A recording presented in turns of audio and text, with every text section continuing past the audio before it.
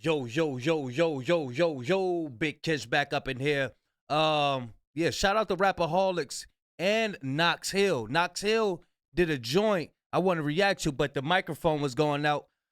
Guitar Center didn't have the mic, y'all, so I just turned it down a little bit. I ain't gonna be doing too much yelling and all that to trigger off no static. But we about to get into this reaction. The title reads, Drake Destroyed by Knox Hill. Yes, sir. Let's get into this video, y'all.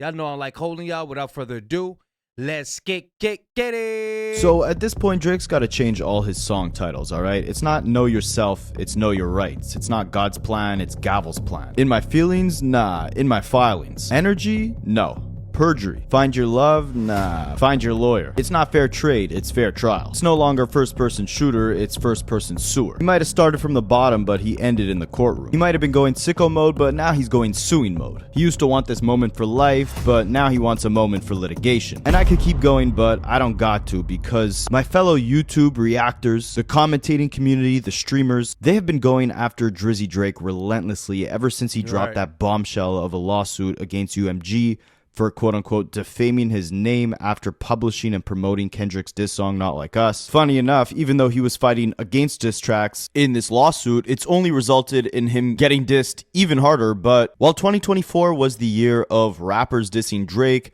everyone from Rick Ross, A$AP Rocky, JPEG Mafia, The Weeknd, Childish Gambino, and of course Kendrick Lamar, 2025 is the year of reactors, streamers, and content creators demolishing Drake in the booth. If you guys have been keeping up, I go beyond that. I say 2025 is the beginning of a new era. Rappers are starting to realize, even though they on their high horse, they starting to realize, hey, this ain't it. We want a part of the streaming and the content creators. You know what I mean? Because hey, look, they not making no money. They not getting booked like that.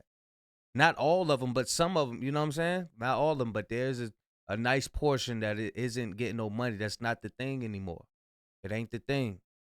At this point in Drake's lawsuit against UMG, he uses reaction channels and their reaction videos to Not Like Us to basically highlight the fact that UMG was using unethical practices to promote and expand the song's reach. Basically, UMG whitelisted the song for creators, which means reaction channels were able to make money off their videos reacting to Not Like Us, and it didn't get copyrighted for the first few days of its release. Now, this was mutually beneficial. The reaction channels got to profit off the moment like never before. Plus, that was one of the biggest moments of 2024. So to be not all reaction channels got paid off of reacting off the battles. Able to react to that and monetize your reaction to the biggest moment of the year, it was a legendary way to help out creators. It also helped Kendrick because the more people that reacted to the song, the more the song spread. And because reactors were able to keep all of their profits from their reactions, they were more incentivized to react to the song. Now, where Drake messed up is, well, he messed up in a couple ways. Firstly, obviously by including this in his lawsuit, attacking UMG for removing the copyright of Not Like Us so reaction channels can react to it, he's essentially making sure that this never happens again. So don't for 1 second think that he's actually trying to help creatives, help artists. He's doing this. Ooh, that's a good point. That's a good point. Drake said in that text message that he texted the dude, that was the designer dude who asked him for some help. He texted him back and said, I'm trying to make a safe space, a safe community so UMG wouldn't be able to take advantage of nobody. I'm trying to pave the way, so to speak, right? If that's the case, why are you naming people in the lawsuit? Why are you naming people? I know you're not suing these people, but why are you putting them out there in paperwork like that? If you're trying to create this safe space, that's a good point right there. All for himself. This was a legendary move that Kendrick's team put together where they allowed reactors to profit off their content like never before. Drake mentioning this as being an illegal practice in his lawsuit is basically ensuring that it'll never happen again. But where Drake also messed up is the fact that he's essentially trying to imply that UMG whitelisted Kendrick's Not Like Us song specifically so that creators could react positively to it, not just react to it in general. To put it in simple terms, basically, Drake is saying that the record label told reactors, hey, if you want to react to Not Like Us, As long as you do it positively, we won't copyright your video. You can actually profit from the views that it gets, but you have to react positively to it. You can't hate on the song. Now, the reaction community was up in smokes that Drake included this in his lawsuit because think about it like this, to put it into perspective. One of the reactors that he mentioned in the lawsuit was Kai Cenat. Kai Cenat's Not Like Us reaction video garnered over 10 million views at the date that I'm creating this video. YouTube pays on average anywhere from $5 to $7 per 1,000 views for a video of that length. The video is about 14 minutes. So at 10 million views, and YouTube's paying you $5 to $7 per 1,000 views, Kai Cenat likely made anywhere from $50,000 to $70,000 just from that. God dang! For that one video. Boy. That's some people yearly salary. Damn. That sound good right there. That sound good. That. 7,000 for one video? Shit. Imagine what Mr. Beast and them doing. Shit. One day we gonna get there. We gonna get there, y'all. We gonna get there. We're going to get there. That one reaction video alone of Not Like Us. And that's because Kendrick and his record label removed the copyright. They whitelisted the song, allowing the creator to actually profit from their video. Imagine if all musicians and record labels did this. It would be great for them because their songs would spread much faster. Reactors would be incentivized to actually react to the song. And it would be great for reactors and content creators because finally we wouldn't have to worry that a video that we put tons of time into creating, the profits from it won't go into the hands of a record label. It would be a really positive step in the right direction, and Drake is really stepping on that opportunity by including all these reaction channels in his lawsuit. So naturally, a lot of Twitch streamers, YouTubers, and reactors have not only made reaction videos to Drake's lawsuit and expressed much dismay of it, but they've also gotten the booth and released actual diss tracks against Drake. And some of them are pretty good, especially the rapper slash content creator Knox Hill. And just before we jump into his diss song against Drake, where he's actually also dissing DJ Akademiks, Knox Hill wasn't actually mentioned within Drake's lawsuit, but he pointed out a major flaw within it.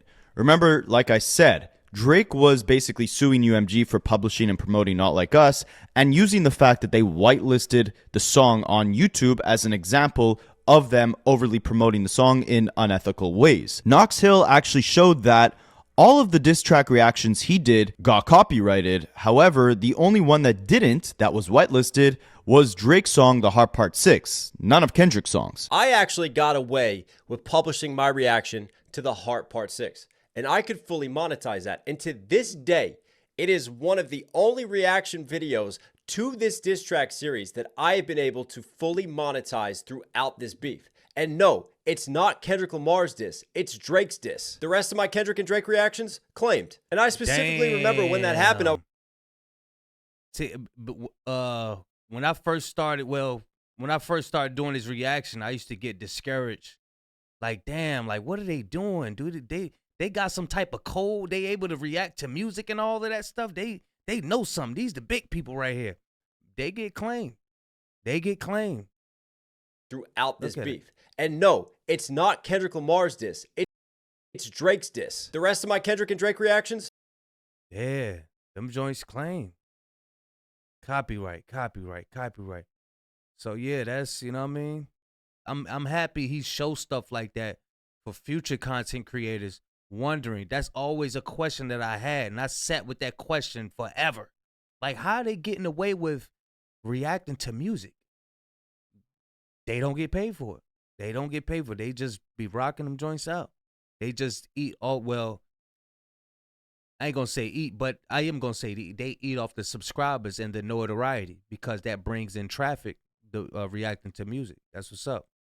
Claimed. And I specifically remember when that happened, I was like, all right, bet. I finally get to monetize something. It's like Christmas has come early. And that was on Drake's side. He also debunks the whole theory that UMG was only whitelisting Not Like Us to reactors who reacted positively to the song because the logic didn't work on the opposite end, right?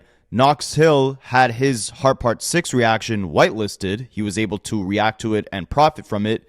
However, he didn't react positively to it. So UMG still whitelisted the song, and his reaction to it, even though it wasn't a positive one. At the conclusion of the beef, that didn't make me weigh in Drake's favor. And I'm a huge influencer and a huge reaction channel who did millions of views on this beef. So the whole premise that, hey, if I'm whitelisted, that's going to make me look more favorably on one artist or another, right there is already proven wrong on this channel, because that didn't make me look more favorably on Drake. In fact, the one reaction that I was most critical of, that I pointed out the most holes in of all the Drake disses, was his Heart Part 6. But aside from destroying Drake's logic within his lawsuit, he also destroyed Drake in the booth as he concocted a DJ Akademiks and Drake diss track titled No Scrubs. The beat samples the song No Scrubs. I don't want no. And Knox Hill starts the song off painting a pretty disturbing, vivid picture of Drake and Akademiks. Drinking act the double act, taking bubble baths. And couples therapy, they cuddling with bubble wrap. Why they're Ooh. See, I don't want to get loud. I don't want to trigger off the mic before I get the new mic. I don't want to trigger off the mic. I don't want to hear it yet. I don't want to hear it. Drake, that's something I say. Drake and Act taking bubble baths. And he got a little knock to that joint. Double act, taking bubble baths. And couples therapy, they cuddling with bubble wrap. Why they're cuddling with bubble wrap, I'm not really sure. Is that like what they use to wrap up patients in a psych ward, or am I missing something here? Let me know in the comments. But yeah, I did a video on Drake and Akademiks recently. I'll leave it in the description, because as much as people want to say they got this lovey-dovey relationship, I think it's really a one-way street. I think Akademiks shows Drake an absurd amount of love, defends him any chance he could. Well, except for this lawsuit. Even Akademiks couldn't defend that. I think it was a bad idea to use streamers. This lawsuit, I can't see it, bro. I just can't see it. I can't see Drake winning it. I can't see it helping him PR-wise. I'm just confused. And this is why I don't want to speak remotely for Drake with this. Drake got to come and help us understand what this is about, bro. This just doesn't make any damn sense. You trying to cite reasons for the lawsuit by saying they called you a colonizer is like, come on. But aside from this lawsuit, we saw recently Instagram DM messages were exposed where Drake was talking about LeBron cheating on his wife and comparing that to his whole legal battle with UMG. He told Akademiks those DMs were fake. Akademiks goes out and reports it to the world and says the source is the boy. Then the real source comes out and proves that those messages were real, showing that Drake is feeding Akademiks fake information, which he then goes out to report to the world. And as a journalist, the number one thing you have is your credibility. If Drake is single-handedly destroying that for Akademiks, while Akademiks is also destroying his own credibility by effortlessly defending Drake, no matter how bad the moves Drake is making are, and then in defense of all that glazing, all Drake does is lie to Akademiks to destroy his credibility even further. I think at this point, it's not Drake and Akademiks in a bubble bath together. It's more like DJ Akademiks with a picture of Drake snuggling up in his bubble bath all by himself. But anyways, Knox Hill keeps it going, focusing on the lawsuit. That's true. That's Anything that cover bag and up the numbers back. But why rapping lawsuits? He got a couple racks. Then Knox. Ooh, you hear that little background? But why rapping lawsuits? He got a couple racks. Then Knox emphasizes what Kendrick told us in that. I'm gonna react to it. Guys, I'm gonna react to it. I definitely am. Drake is quote unquote not like us, not like the culture. While Knox questions his authenticity, saying that Drake never walked the walk. He's been an actor this whole time, and ironically, Knox Hill uses the actual character Drake acted as on the TV show Degrassi to make this analogy. Check his wheelchair. Jimmy never walked the walk. And what's funny is Drake actually threatened legal action, not just within his rap career, but also within his acting career when he was acting as Jimmy Brooks on Degrassi. According to one of the show writers, James Hurst, he claims that Drake didn't want his character to end up in a wheelchair because it would destroy his quote-unquote rap image. And he says that there was a letter from a law firm in Toronto, and it was from Aubrey. It was an odd letter that said, Aubrey Graham will not return to Degrassi Season 6 as Jimmy Brooks unless his injury is healed and he's out of the wheelchair. I said, get Drake down here. He came in and was like, what letter? I don't know about that. And I said, all right, I understand, but how do you feel about the wheelchair? He's like, all my friends in the rap game say I'm soft because I'm in a wheelchair. And I said, well, tell your friends in the rap game that you got hit with a firearm. How much harder can you get? You got hit and you're in a wheelchair. He was like, yeah. Drake didn't end up pursuing legal action in this case, but he's no longer Jimmy Cooks. Now he's Champagne Petition Poppy, Defamation Drizzy, Lobbery Attorney Graham. Champagne Petition Poppy. Hold on, let's get those back. I like those. Drake didn't end up pursuing legal action in this case, but he's no longer Jimmy Cooks. Now he's Champagne Petition Poppy. Champagne Petition Poppy, that's one. Defamation Drizzy. Defamation Drizzy. Lawbury Attorney Graham. And that's a good one. That's a good one. Lawbury Attorney Graham. That sounds like a real name.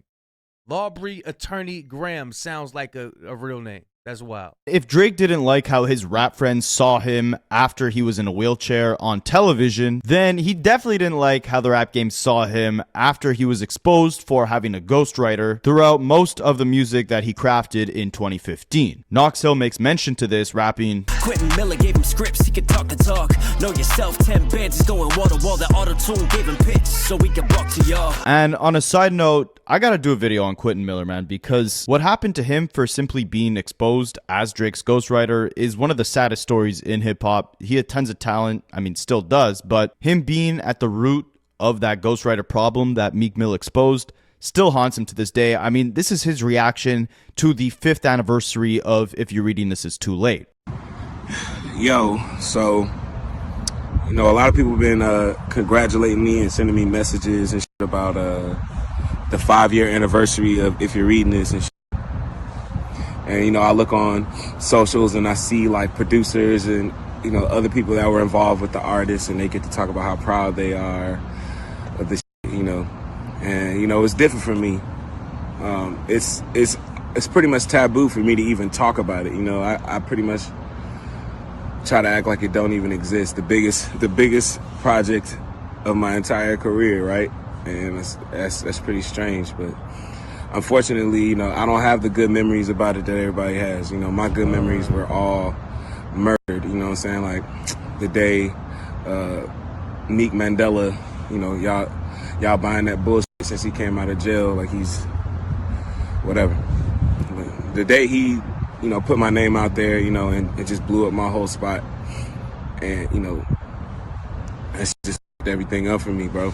And it's so crazy because, man, it not only did it mess that up, but in the confusion of that, you know, me and DJ Drama and Cannon, like that whole side, our ties were severed because of that. Because it was just so much confusion and everybody was trying to find out whose fault was it and this and that. Like, y'all just don't know what them phone calls was like.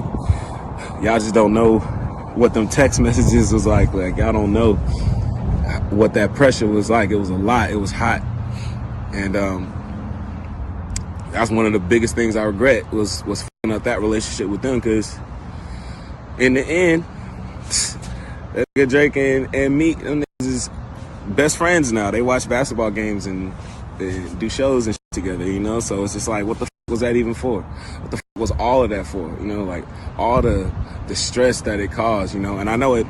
Yeah, I feel that. That's yeah, I feel them. I feel them. Damn. Now they up there eating popcorn and together now. They up there spreading peanut butter and jelly sandwiches together. Now they up there laughing and joking with each other. And they, damn, bro. Everybody else is able to move on because everybody else's careers was established and shit. My career wasn't established. Drop a comment if I should do a whole documentary on Quentin Miller, because obviously it still sounds like, unfortunately, there's tons of unresolved issues between him and every party involved in that whole ghostwriting debacle. Drake, Meek Mill, DJ Drama, everyone. But anyways, back to this Knox Hill song. So Knox continues rapping. But this man, the Willie O'Neal of the rap culture. And this is an interesting comparison. He's comparing Drake snitching on reaction channels and indirectly making it harder for creative freedom within rap battles in the future. He's comparing that to William O'Neal, who was an American FBI informant in Chicago, where he infiltrated the Black Panther Party and became the catalyst for the police/FBI assassination of Fred Hampton, who was the head of the Illinois Black Panther Party. Very interesting comparison to be made. He continues addressing the members of Drake's crew and the avid OVO Glazers, because ironically, while Drake is out here taking diss songs to court everyone around him simultaneously has weird cases surrounding them. And that got a weird case, why is he around? Rocky can't be good for traffic, why is he in town? Then we get a slick Millie Bobby Brown double entendre with So many stranger things, I wonder why you take L's. But you too famous, I just hope the Millies age well. basically the Stranger Things are the people within Drake's crew, but also Stranger Things in reference to the show that Millie Bobby Brown starred in. And who did she star as? Well, the character L. So Drake is taking L's, he's taking L, like the character played by... Oh, that's what that's about. I remember Delita say something about sitting on L's or something. I didn't know that. See, I don't watch these corny shows. I don't even watch TV. I don't watch TV, so I didn't know her name was L in the joint. You learn something new every day, man. Let's get it. By Millie Bobby Brown. And then the next line, he's talking about the Millies aging well, as in, you know, Millie Bobby Brown not being underage anymore, aging well above the age of consent, which is the only age that Drake should be talking to her at. But also with all the L's that Drake has taken, with all the stains to his reputation, with all the defaming and litigation, Knox Hill is hoping that those Millies in Drake's bank will stay gracefully aging. Now drop a like for the bars I'm creating. I think at this point... Oh, I like that. I like that. Okay, I'm catching on. Point with all these streamers dropping Drake diss tracks, I gotta get in the ring here too. But anyways, let's keep it focused on Knox Hill's diss. Rapaholic said, "Look, don't count me out. I got some bars too. Goddamn it, hold on." This track. So he continues on rapping. Houston, we got a problem. Ask Rihanna, he's obsessive. And that's another slick double entendre with the Houston, we got a problem, because not only is he saying like Drake is a problem, but Drake recently literally became a resident in Houston. He's building a mansion out there. So it's not just like, you know, Drake is a problem in general, but it's like, you know, Houston, we really literally have a problem right now. Drake is infiltrating. Everybody's got to lawyer up. And as far as the whole Rihanna thing, I mean, it's well documented. He's mentioned in several interviews that in a perfect world, they'd be married with kids. But then a year later, he'll go on to diss her on a song saying that, you know, A$AP Rocky can't leave her and they have a bunch of kids together. And over the years, it's really become apparent that, no pun intended, because of the parenting and family life that Drake received in his childhood, he has a very hard time embracing the idea of having a strong, connected family and marriage himself. He prides himself on living the quote-unquote rapper life, partying all the time. He threatens to expose and destroy other figures' marriage and family life, like LeBron cheating on his wife, or Kendrick and his fiance going through their issues that he addressed on Family Matters. I mean, the song is literally called Family Matters, and he also addresses, obviously, A$AP Rocky and Rihanna, saying like, I had Rihanna first, and, you know, ask her if she thinks it's a good idea going at me. Maybe it's all the friend zoning. Look, I don't want to take away from the reaction. I'm gonna react to Knox Hill song, his diss track. Y'all encourage y'all to go watch this on your own. He start cooking. I already know he is. I'm going to leave a link in the description. Shout out to Rapaholics. Y'all go show him some love. And, yeah, y'all let me know what y'all think about this, man. Big Kish signing out. I'm going. I don't want him to give away too many bars, you know, and the metaphors. And then when I'm doing my reaction, it's going to be like, damn, I did that one time in the past. Watching something and then trying to react to it, it don't feel good. It do not feel good, y'all. All right. Gone.